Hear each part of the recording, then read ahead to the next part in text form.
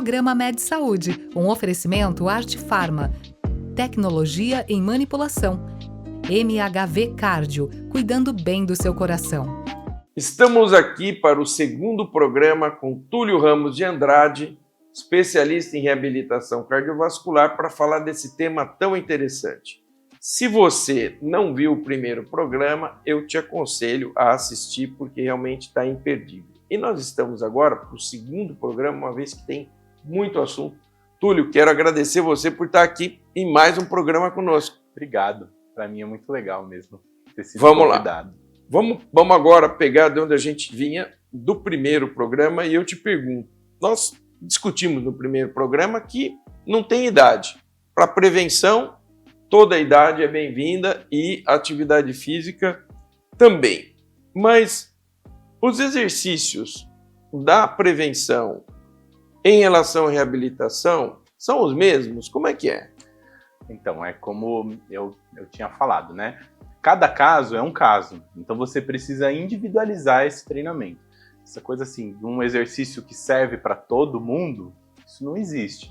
É que nem a prescrição de um remédio. Você não tem como pegar um remédio e falar isso aqui serve para todo mundo. Claro que não. O exercício é a mesma coisa, então você precisa individualizar. Como que funciona essa questão da prevenção? Você precisa primeiro avaliar quais são os fatores de risco que esse paciente tem. Então, se ele tem uma diabetes, você vai agir de um jeito. Se ele tem uma pressão alta, uma hipertensão, você vai agir de outro. Se a questão dele é colesterol, uma dislipidemia, aí, você vai trabalhar de outra maneira. Então, às vezes é tudo junto. Então, você precisa... Você está falando aqui, eu estou pensando, eu falei assim, rapaz, mas tem aqueles... É tudo junto. Aquele cara que chega com o combo, né? Exatamente. E aí você precisa saber trabalhar com o combo todo. Então, assim... individualização, prescrição individualizada do exercício. E claro que você entra em contato com um profissional médico para pegar essas informações também, né, Túlio? Como é que funciona? Esse é o grande diferencial da prevenção cardiovascular. Esse contato próximo entre o profissional que está desenvolvendo esse treinamento físico e o médico, e o profissional médico que vai estar cuidando desse paciente, né? Eles precisam estar alinhados, precisam estar conversando aí para saber e definir quais as melhores estratégias para que esse paciente tenha só benefícios, né? Tá. Bom, se isso é importante na prevenção, eu imagino na reabilitação, né? Que esse paciente já não tem um coração normal. Sim. E claro, essas informações dadas pelo profissional de saúde são extremamente importantes para que você possa individualizar para aquela pessoa o que é possível e o que não é e que metas estabelecer, né, Túlio? Exatamente. Que riscos existem ao fazer uma prevenção? Vamos imaginar, o cara te procura, ele quer, olha, eu quero começar atividade física, tal, eu preciso sair desse sedentarismo. Que riscos existem? Bom, são os riscos inerentes ao treinamento físico, né? Então você sabe que quando você faz o exercício físico, você tem um aumento ali da frequência, da pressão arterial, vários parâmetros hemodinâmicos, eles alteram. A sua função pulmonar, ela aumenta, você aumenta ali a frequência respiratória. E se você já tem algum problema nessa parte aí, vamos supor, se você apresenta uma arritmia, você vai aumentar a frequência, a chance dessa arritmia aparecer e vir causar algum problema, ela é grande. Como foi observado aí com aqueles jogadores de futebol, que tem um físico, né, um treinamento aí totalmente em dia, mas tiveram algum problema, alguns até morrem em campo. Por que isso acontece? Justamente porque precisava ter uma avaliação cardíaca ali minuciosa para que houvesse uma prevenção. Conta pra gente, pode contar o caso sem contar o santo ou a santa, que você pegou e falou, meu Deus, aqui ainda bem que eu segui o caminho, senão isso aqui poderia dar B.O. Vamos lá, conta algum caso emblemático pra gente aqui que está te ouvindo. Eu tive uma paciente que ela tinha uma síndrome vasovagal muito pronunciada, né? E ela me procurou por indicação médica e ela tinha crises de hipotensão por conta dessa síndrome vasovagal, né? E ela desmaiava e convulsionava. E assim, era muito grave. Ela chegou assim em estado muito... Ela falou assim para mim que ela não via mais sentido na vida dela porque ela passava mal recorrentemente. E isso causa um enorme constrangimento. Às vezes você está em algum evento social, uma coisa, de repente a pessoa desaba ali, né? E aquele corre-corre, a pessoa acorda toda vexada, é uma situação desagradável, né? Exatamente o relato que ela me trouxe. E às vezes acordava com a boca cheia de sal, porque as pessoas leigas vão lá e colocam sal na boca do paciente, porque ele está convulsionando, na tentativa de aumentar a pressão. Então era uma situação totalmente vexatória. Que com o exercício físico e que com o treinamento, claro que não num primeiro momento assim, né, mas com o tempo, um pouquinho de persistência, de insistência dela, ela teve resultados, ela parou de ter essas crises. Então assim, nesse caso, que ela chegou tão ruim e depois o resultado que foi possível observar com o treinamento, falei, realmente, o exercício físico, ele muda a vida da pessoa. Ele muda a vida da pessoa. Ele muda. Agora, aquela perguntinha para ver se eu ainda tenho solução, né? Vamos ver aqui. Além do exercício, quais são os outros fatores importantes para uma boa prevenção cardiovascular? Então, vamos lá. Além do exercício, uma dieta boa, né? Você cessar totalmente o tabagismo. Então, pacientes que fumam, acho que o primeiro ponto aí da prevenção é pare de fumar. Ingesta alcoólica também, controlar o álcool, redução do estresse. Uma coisa que é muito importante, que faz parte dessa intervenção multidisciplinar, da reabilitação, da prevenção, é justamente o manejo do estresse. As pessoas hoje são muito estressadas, ficam muito nervosas, e isso afeta totalmente a saúde do coração. Então, assim, também é muito interessante que você tenha esse controle aí do estresse, né, das emoções e tudo mais. Vai procurar tratamento, procura uma terapia, durma bem, né? Um outro público aí da prevenção, pessoas com apneia obstrutiva do sono. Esses pacientes, eles se beneficiam muito da atividade física porque não dormem bem. Quando você começa a fazer atividade física, começa a fazer o exercício, a pessoa emagrece, a apneia reduz, o índice de apneia e hipopneia diminui, a pessoa melhora, ela passa a dormir bem, melhora toda a vida dela. Então, assim, de fato, há uma transformação. Na tua visão, que trabalha com essa área, Túlio, você vê o sedentarismo como uma coisa epidêmica? Eu vejo o sedentarismo como uma coisa pandêmica, né? Não é nem epidêmica. O sedentarismo, ele é a causa de vários males, de várias doenças que a gente vê muito frequentemente na população em geral, na sociedade aí. Como eu falei, essas doenças cardiometabólicas, diabetes, pressão alta, apneia obstrutiva do sono, porque, na verdade, tudo forma um ciclo em volta do sedentarismo. Quando a pessoa passa a se exercitar, ela melhora todos esses parâmetros de uma vez. Então, assim, a gente pode falar, o exercício ele é uma polipílula, um remédio que serve para tudo ao mesmo tempo e não tem contraindicação, desde que seja feito sob orientação e dentro de um controle ideal. E como que você, profissional da área, vê essa questão dos hábitos alimentares? Porque eu acho que uma das coisas que ajuda muito também nós sabemos que nós temos uma população mundial, né, de obesos, de sobrepeso enorme. Como que você vê a questão dos hábitos alimentares, Túlio? Porque eu acho que isso também pesa muito, né? Com certeza, né? A questão dos industrializados, né? Ultraprocessados. Hoje em dia é difícil você encontrar uma pessoa que não coma um alimento industrializado, um alimento que seja ultraprocessado. E nesse tipo de alimento é sabido que vai muitos produtos químicos, muitas químicas ali, estabilizantes, espessantes, tudo para aumentar e melhorar o sabor. E numa dessa aí você acaba ingerindo muita gordura, muito sal, muito açúcar, muita coisa que vai ter uma repercussão direta no coração, uma repercussão direta na saúde das pessoas. As pessoas ingerem muito açúcar, elas ficam muito agitadas, isso aumenta o estresse, isso aumenta, né, a função cardíaca.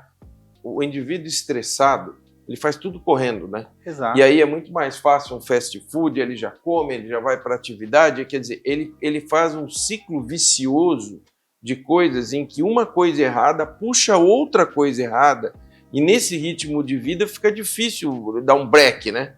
come na frente da televisão, ou então come, agora não é mais tanto a televisão, mas respondendo o celular, no WhatsApp, responde mensagem ali nervoso, não olha para o alimento, não olha para o prato que está comendo, né? Não tem aquele cuidado com a preparação. Então... E semelhante ao que a gente fez lá no primeiro programa, em que eu te perguntei que conselhos você daria para um paciente infartado, que conselho você daria para aquele paciente que não está infartado ainda, mas que foi diagnosticado com algum problema que precisa uma atenção maior? Vamos lá. O conselho que eu daria para esse paciente é o conselho que eu daria para o meu pai e para minha mãe. Vou falar aqui. Faça exercício físico, tá? Eu sei que é difícil, eu sei que você encontrar um espaço na sua rotina é corrido, às vezes o trabalho puxa de um lado, o filho, e o compromisso, e aquilo, e aquele outro, mas você precisa conquistar um espaço na sua agenda para priorizar a atividade física, para priorizar o exercício físico. Isso é de suma importância para a sua vida. Você tem que pensar que você quer conseguir levantar, sentar e levantar, por exemplo, do vaso sanitário quando você tiver 90 anos, né? Hoje o que a gente vê? Que a expectativa de vida está aumentando muito, certo? A expectativa de vida aumentou. Mas e a qualidade de vida? Porque você viver sobre uma situação ali de doença, né? Refém de uma cardiopatia, de uma diabetes, de uma hemodiálise, uma coisa ali terrível, é muito difícil. Então é difícil hoje você abrir um espaço na sua agenda para se exercitar, mas pensa que mais para frente isso pode se tornar ainda mais difícil. Você viver numa condição patológica, isso é terrível. Faça exercício físico, ache um espaço na sua agenda. A ideia é você se priorizar. Nós vamos para um pequeno intervalo, um segundinho, já voltamos.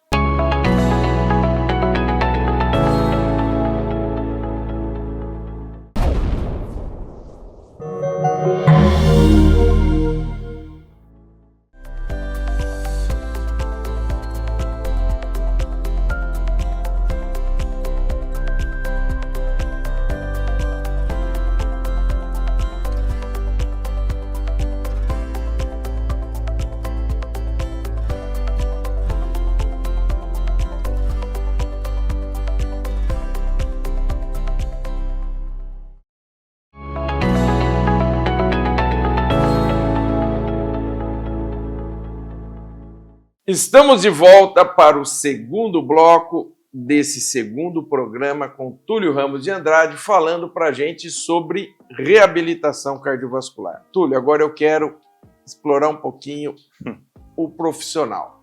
Você fez educação física. Quando que caiu a ficha lá na educação física que você queria fazer reabilitação cardiovascular? Como é que foi esse processo? Eu acho que começa já, como você falou, né, na graduação. Então você tem contato ali com algumas disciplinas mais da área de biológicas, né? Então fisiologia, anatomia, bioquímica, e você vai se apaixonando pela coisa, né? Quando chegou na parte de fisiologia do exercício, eu falei, nossa, essa disciplina aí tem tudo a ver comigo, né? Uhum. E aí eu resolvi me especializar, né?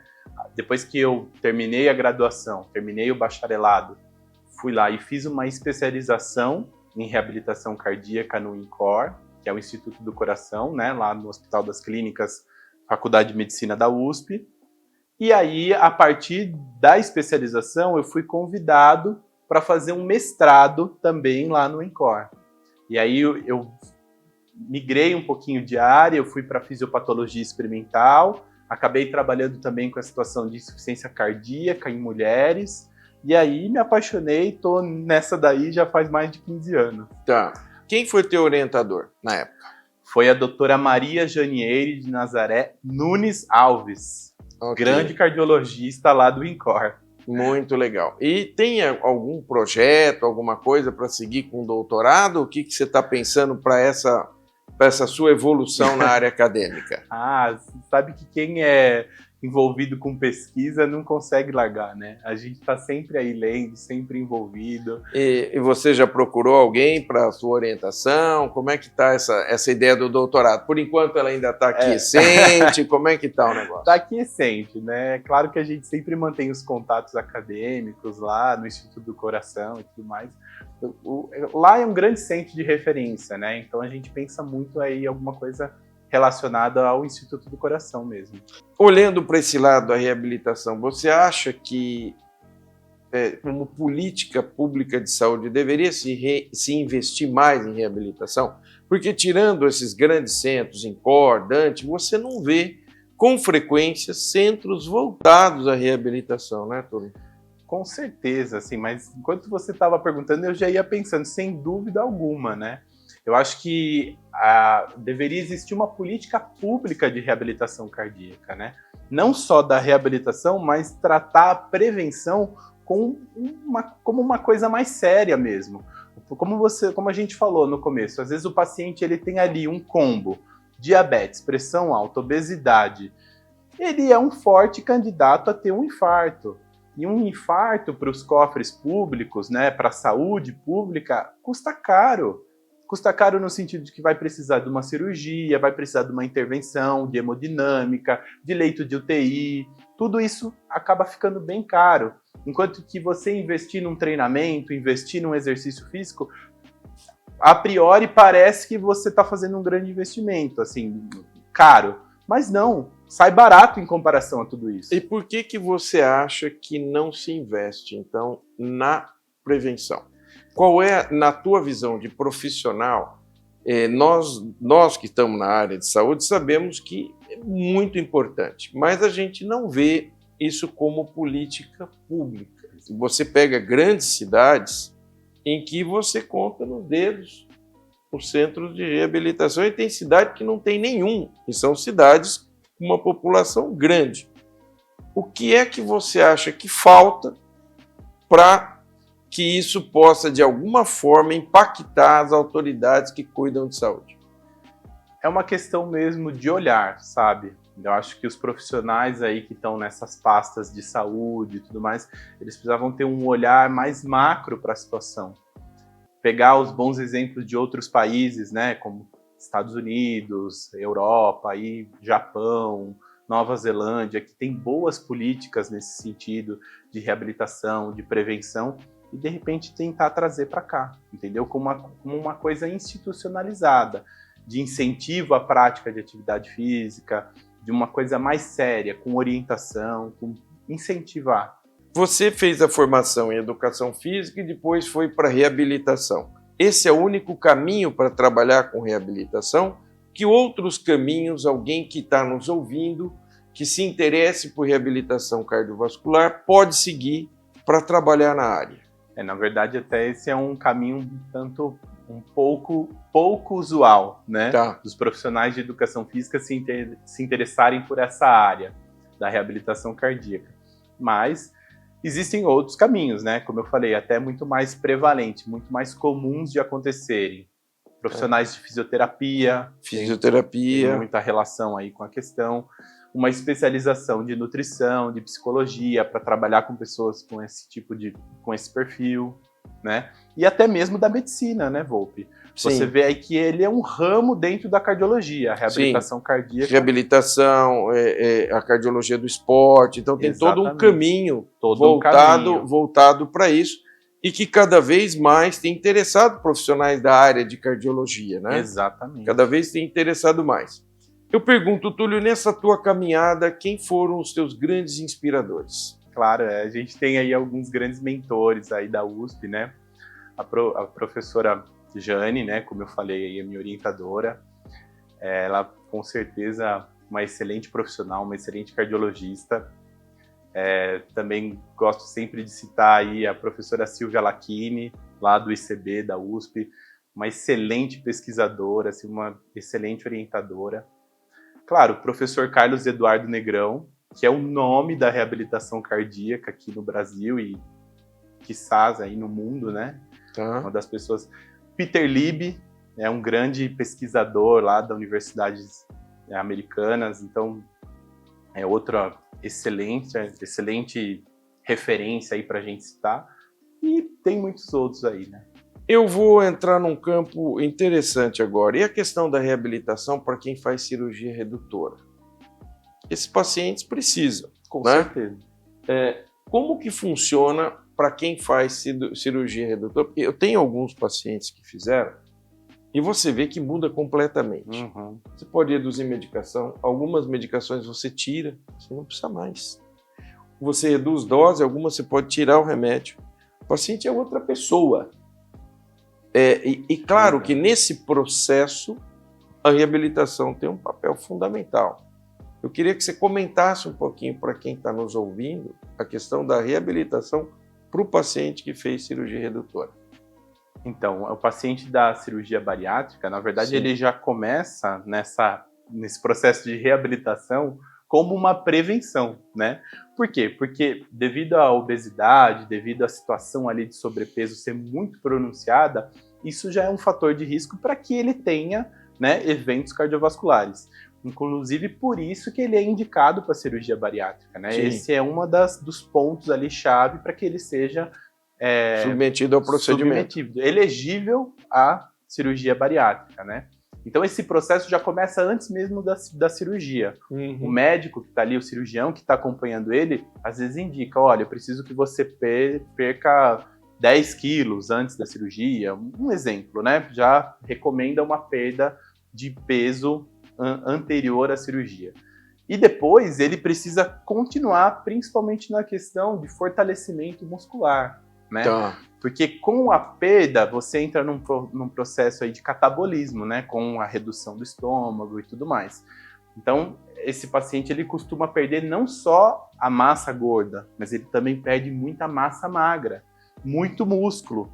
E isso acaba, de certa forma, debilitando. O paciente não perde só gordura, como eu falei, ele perde força, ele perde potência, às vezes ele perde capacidade cardiorrespiratória, porque ele teve essa redução de massa magra também, junto com a massa gorda.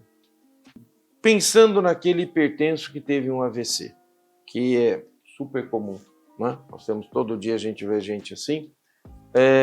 Eu gostaria que você comentasse um pouquinho da importância da reabilitação cardiovascular para aquele paciente que foi vítima de acidente vascular cerebral. Para o paciente hipertenso, né, já é comprovado, aí já temos inúmeros estudos que mostram diminuição dos níveis de pressão arterial após uma sessão de exercício, né, a longo prazo também, isso aí, bom, na regulação da pressão, comprovadíssimo, né? Uhum. Mas acho que a sua pergunta vai muito no sentido de um pós-evento, né? Pós-evento, Um AVC. não, pós-evento. Não estamos falando agora na parte preventiva. Sim, sim. Mas tem muitos pacientes que acham que porque tiveram um AVC, então agora não vão fazer nada. Pelo contrário. Exatamente. Né? Pelo contrário. Por isso que eu te perguntei. Ele precisa, né? É fundamental para ele. É fundamental. Até porque, às vezes, um AVC ele pode ter ali algumas sequelas, né? Sequelas motoras, sequelas de todo tipo. Ele pode ter ali alguma questão que o exercício físico vai agir diretamente nessa reabilitação dele, né? Inclusive, é importante falar dessa situação aí, como o Volpe falou, do AVC. Porque o AVC nada mais é do que um infarto no cérebro, né? Exatamente. O princípio é o mesmo. Às vezes as pessoas elas têm dificuldade de entender esse mecanismo. O infarto ele é uma obstrução nas artérias, né, nos vasos do coração. E o AVC é a obstrução nos vasos cerebrais, né? Então, assim, é claro, o AVC ele tem algumas repercussões específicas, como eu falei, sequelas motoras, às vezes perda de tônus muscular, de força, alguma coisa nesse sentido, que o exercício físico ele vai entrar diretamente aí na reabilitação. Então é fundamental, imprescindível.